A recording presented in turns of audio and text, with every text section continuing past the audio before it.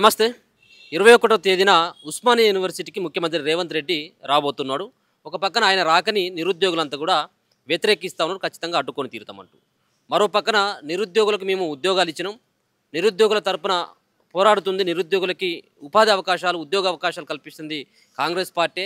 నిరుద్యోగులతోటి మరోసారి మేము భేటీ కాబోతా ఉన్నాం, వాళ్ళకు ఉన్నటువంటి సమస్యలను పరిష్కరించడానికి ప్రభుత్వం సిద్ధంగా ఉందంటూ నిన్న బట్టి విక్రమార్కతో పాటు మరికొంతమంది మంత్రులని కలవడం జరిగింది. దాని తర్వాత ఇలా అన్ని పేపర్లలో ఒక ప్రకటన నిరుద్యోగులతోటి ప్రభుత్వం చర్చలు జరపబోతూ ఉందండి.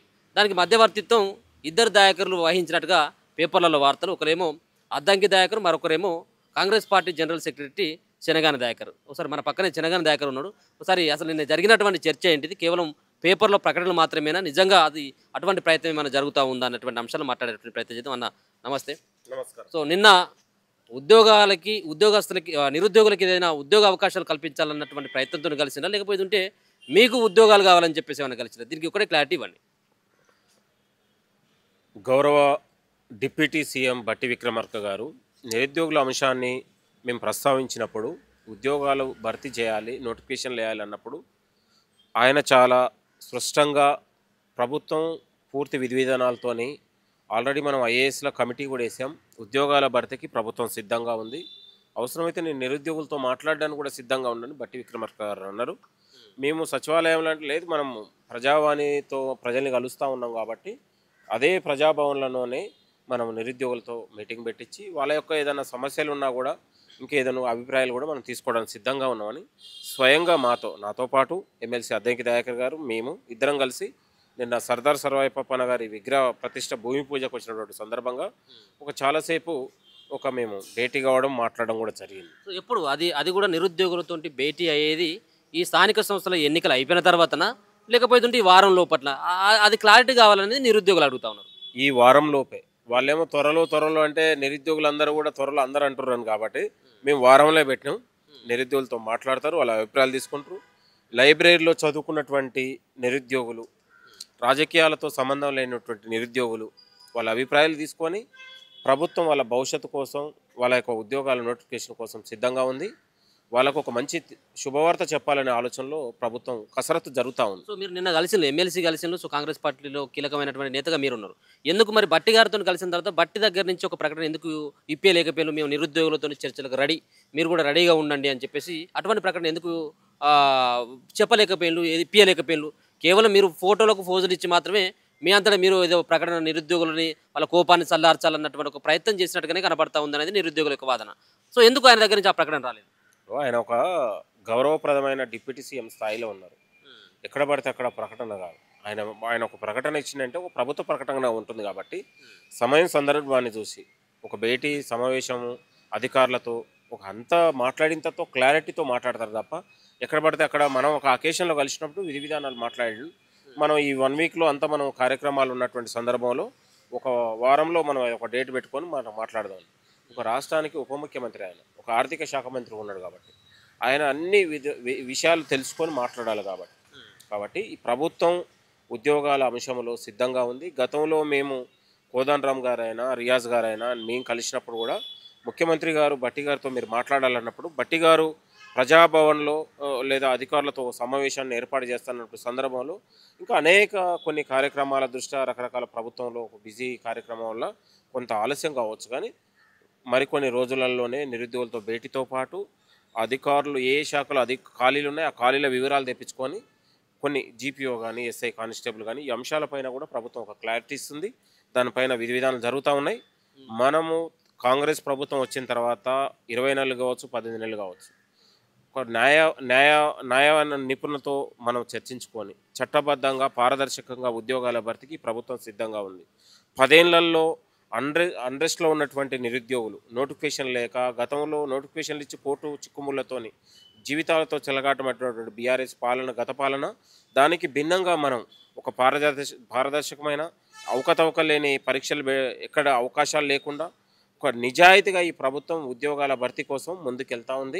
మీరేమో ఇన్ని రోజులేమో 50,000 ఉద్యోగాలు ఇచ్చినాం, 60,000 ఉద్యోగాలు ఇచ్చినాం, ముఖ్యమంత్రి దిక్కు మంత్రుల దిక్కు చెప్తే నిన్న పొన్నం ప్రభాకర్ 1,00,000 ఉద్యోగాలు ఇచ్చినామని చెప్పేసి ఒకసారి చెప్తా ఉన్నాడు. ఏంటిది అసలు మీ దాంట్లో మీకే క్లారిటీ లేదు? ఇది అడ్డగోలు ప్రకటనలు ఇస్తే మీ పార్టీకి ఇబ్బంది కదా. ఇటువంటి మాటలు ఒక సంఖ్య తెలియకుండా మాట్లాడడం పట్ల వాళ్ళు అంతా కూడా ఇప్పటికీ ఆగ్రహం వ్యక్తం చేస్తాను. ముఖ్యమంత్రి ఏమో 60,000 50,000 అని చెప్తా ఉంటే మంత్రి ఏమో ఏకంగా 1,00,000 ఉద్యోగాలను. సో దీన్ని ఏ విధంగా చూడొచ్చు? ఒక్కొక్కరు ఒక రకమైనటువంటి సంఖ్య చెప్పడం వల్ల ఇబ్బంది కాదా? ఇప్పుడు మొన్న క్యాబినెట్ సమావేశంలో కూడా ఉద్యోగాల భర్తీ పైన క్యాబినెట్లో కూడా చర్చించడం మార్చి నాటికి 1,00,000 ఉద్యోగాలు భర్తీ చేయాలనే ఆలోచన ఉంది. ప్రభుత్వం యొక్క విధి విధానాలు మంత్రిగా చెప్పడం జరిగింది. దానికి మేము అందరం కూడా కట్టుబడి ఉంది. కాబట్టి మళ్ళీ మళ్ళీ చెప్తా ఉన్నాం, తెలంగాణలో ఉద్యోగాల భర్తీ అంశంలో నిరుద్యోగుల భవిష్యత్తు కోసం ఈ ప్రభుత్వం పాటుపడతా ఉంది. దాంట్లో ఏడాదిలోనే మనం దాదాపు 55,000 పైచిలకు ఉద్యోగాల భర్తీ జరిగింది. ఇంకా మరికొన్ని ఉద్యోగాల భర్తీ జరుగుతుంది. ఆ విధి విధానాలు కొనసాగుతున్నాయి. సో ఒక పక్కన ఇప్పటికే ముఖ్యమంత్రి రేవంత్ రెడ్డి ఓయూకి ఉస్మానియా యూనివర్సిటీకి రాబోతా ఉన్నాడు అన్నటువంటి ప్రకటన విడుదల చేసిండు. ఉస్మానియా యూనివర్సిటీకి వస్తే మాత్రం ఖచ్చితంగా ఖబర్దార్ అని చెప్పేసి హెచ్చరిస్తూ ఉన్నారు. తరిమి కొడదామని చెప్పేసి నిరుద్యోగులంతా కూడా హెచ్చరిస్తూ ఉన్నారు. ఈరోజు ఒక పక్కన నిరుద్యోగులంతా కూడా ఉస్మానియా యూనివర్సిటీలో వాళ్ళు ధర్నా చేస్తున్నటువంటి పరిస్థితి, రానియమని చెప్పేసి హెచ్చరిస్తున్నటువంటి పరిస్థితి, వాళ్ళందరూ కూడా అరెస్ట్ అయినటువంటి సందర్భం కనబడతా ఉంది. సో ఆ ధర్నాను కానీ హెచ్చరిస్తున్నటువంటి ఆ నిరుద్యోగులకు మీరు ఏం చెప్పదలుచుకున్నారు? 25 ఏళ్ల తర్వాత తెలంగాణ చరిత్రలో ఇవాళ 100 సంవత్సరాల ఓయూకు రాష్ట్ర ముఖ్యమంత్రి రేవంత్ రెడ్డి గారు రావడాన్ని అక్కడ ఉన్నటువంటి విద్యార్థులు, విద్యార్థినులు, పరిశోధక విద్యార్థులు, అధ్యాపకులు చాలా సంతోషాన్ని వ్యక్తం చేస్తూ ఉన్నారు. ముఖ్యమంత్రి గారు ఇవాళ తెలంగాణ ప్రభుత్వ యూనివర్సిటీలను ప్రతిష్టం చేస్తూ ముఖ్యమంత్రిగా అధికారంలోకి రాగానే ప్రమాణ స్వీకారం చేయగానే ఇవాళ ఎమ్మటే వెనువెంటనే యూనివర్సిటీల అభివృద్ధికి నిధులు కేటాయించి ఇవాళ వీసీలను నియమించి ఇవాళ నియామకాల భర్తీకి కూడా ఇవాళ అధ్యాపక నియామకాల భర్తీకి కూడా గ్రీన్ సిగ్నల్ ఇచ్చినటువంటి ఘనత ప్రభుత్వం దక్కింది. అక్కడ కొంతమంది బీఆర్ఎస్ నాయకులు, అడ్మిషన్ లేని వాళ్ళు, కొంతమంది కేటీఆర్ మూటా వాళ్ళు కొంత లొల్లి చేయాలని చేయొచ్చు, కానీ వాళ్ళు యూనివర్సిటీకి సంబంధం లేని వాళ్ళు, యూనివర్సిటీకి సంబంధం లేదు. అక్కడ స్వచ్ఛందంగా ఉండే హాస్టల్లో చదువుకున్నటువంటి పీజీ విద్యార్థులు, పిహెచ్డి విద్యార్థులు ముఖ్యమంత్రి రాక కోసం ఎదురు చూస్తూ ఉన్నారు. మహిళలు ఎదురు చూస్తున్నారు, మహిళా విద్యార్థులు ఎదురు చూస్తూ ఉన్నారు. ఈ ముఖ్యమంత్రి రాక యూనివర్సిటీ అభివృద్ధికి మరింత దోహదపడుతుంది. విద్యార్థులకు మరిన్ని ఉద్యోగాలు వస్తాయి, మరిన్ని ప్లేస్మెంట్స్ వస్తాయి.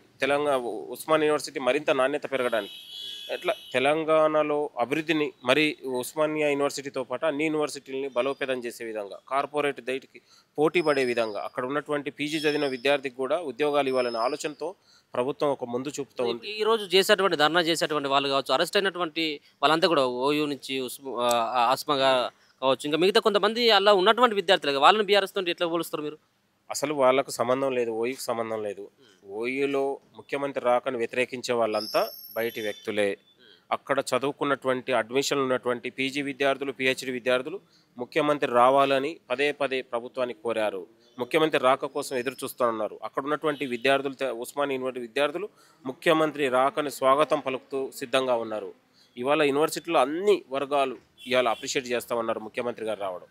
కాబట్టి అక్కడ కొంతమంది ఒక 10 మందో 20 మందో, అది కేటీఆర్ మూట కావచ్చు, బీఆర్ఎస్ మూట కావచ్చు, యూనివర్సిటీలో అడ్మిషన్ లేని మూట కావచ్చు, కేవలం వాళ్ళ యొక్క ఫోకస్ కోసం చేస్తున్నారు తప్ప దాన్ని పట్టించుకోవాల్సిన అవసరం లేదు. మీరు మీ ప్రభుత్వం కానీ, మీ సంబంధించినటువంటి అధికార యంత్రాంగం కానీ మీరంతా కూడా భయపడాల్సినటువంటి అవసరం ఏమున్నది? ఉస్మానియా యూనివర్సిటీలో అడుగడుగున పోలీసులు కనబడతా ఉన్నారు. ఎప్పుడు 21 తారీఖు అంటే ఇంకా 48 గంటలు ఉన్నది రేవంత్ రెడ్డి రాక. సో ఇప్పుడే అంత పెద్దగా భద్రత పెట్టుకొని ఆ విధమైనటువంటి కాపలా గాయడం, నిరుద్యోగులను హెచ్చరించడం, పోలీస్ స్టేషన్ రా అని చెప్పేసి వాళ్ళని కోరడం, ఫోన్లు చేసి బెదిరించడం, ఇదంతా ఎందుకు కాంగ్రెస్ పార్టీ చేస్తూ ఉన్నది? యూనివర్సిటీ విద్యార్థుల భద్రత దృష్ట్యా ఒక రాష్ట్ర ముఖ్యమంత్రి గారు వస్తున్నటువంటి సందర్భంలో అక్కడ ఉన్నటువంటి విద్యార్థులకే కావచ్చు, వస్తున్న యంత్రాంగానే కావచ్చు, అక్కడ ఉన్నటువంటి బందోబస్తు చేయడానికి పోలీసు ఉంటుంది. పోలీసు వల్ల అక్కడ ఉన్నటువంటి విద్యార్థులకు కానీ, యూనివర్సిటీ ఉన్నటువంటి సిబ్బందికి కానీ ఎక్కడ కూడా ఇబ్బంది లేదు. కొంతమంది అల్లరి మూట కావచ్చు, కొంతమంది ఇవాళ బీఆర్ఎస్ పేరుతో ఇంకో పేరుతో ఉండే వాళ్ళు కేవలం అలజడి ఏదో చూసి వాళ్ళ వ్యక్తిగత ప్రయోజనాల కోసం, మీడియా కోసం వచ్చేవాళ్ళు కొంతమంది ఉంటారు. వాళ్ళ గురించి పట్టించుకోవాల్సిన అవసరం లేదు. యూనివర్సిటీలో సంబంధం లేని వాళ్ళు, యూనివర్సిటీలో అడ్మిషన్ లేని వాళ్ళు, వాళ్ళకు ఓయూకు సంబంధం లేదు కాబట్టే పోలీసులు వాళ్ళని తీసుకెళ్ళి అరెస్ట్ చేస్తూ ఉన్నారు. అక్కడ యూనివర్సిటీలో అడ్మిషన్లు ఉండే విద్యార్థులు, పీజీ విద్యార్థులు, పిహెచ్డి విద్యార్థులు రాష్ట్ర ముఖ్యమంత్రి గారికి వినతి పత్రాలు ఇవ్వచ్చు, మాట్లాడవచ్చు. అక్కడ ఉన్న సమస్యలు వీసీ గారిని కలుస్తూ ఉన్నారు. కాబట్టి యూనివర్సిటీలో ముఖ్యమంత్రి రాకను వ్యతిరేకించే వాళ్ళంతా అడ్మిషన్ లేని వాళ్ళు, ఓయూకు సంబంధం లేని వాళ్ళు. Thank you so much. So మొత్తానికి మాత్రం ఈరోజు ఎవరైతే నిరుద్యోగులు కొంత ఆందోళన చేసేందుకు ప్రయత్నించారో ఉస్మానియా యూనివర్సిటీలో, వాళ్ళంతా కూడా అసలు ఉస్మానియా యూనివర్సిటీకి సంబంధం లేదు, వాళ్ళంతా కూడా బీఆర్ఎస్ పార్టీకి సంబంధించినటువంటి కార్యకర్తలని చెప్పేటువంటి ప్రయత్నంతో పాటు ఖచ్చితంగా నిన్న జరిగినటువంటి భేటీ ఏదైతే ఉందో బట్టి విక్రమార్క గారితో, అది ఒరిజినల్గా నేను నాతో పాటు ఎమ్మెల్సీ అద్దంకి దయాకర్ గారు సైతం కూడా ఒక హామీ ఇవ్వడం జరిగింది. మాకు ఖచ్చితంగా వారం 10 రోజుల పట్ల నిరుద్యోగులతో భేటీ అయిదాం, వాళ్ళకు ఉన్నటువంటి సమస్యల పట్ల చర్చిద్దాం అన్నటువంటి అభిప్రాయాన్ని బట్టి గారు చెప్పిండ్రు అన్నటువంటి ఆ అభిప్రాయాన్ని నిన్న అదే సంబంధించిన భేటీలో పాల్గొన్నటువంటి చెనగాని దయాకర్ అయితే తెలియజేస్తున్నటువంటి పరిస్థితి కనబడతా ఉంది. చూస్తూనే ఉండండి మన తొలి వెలుగు.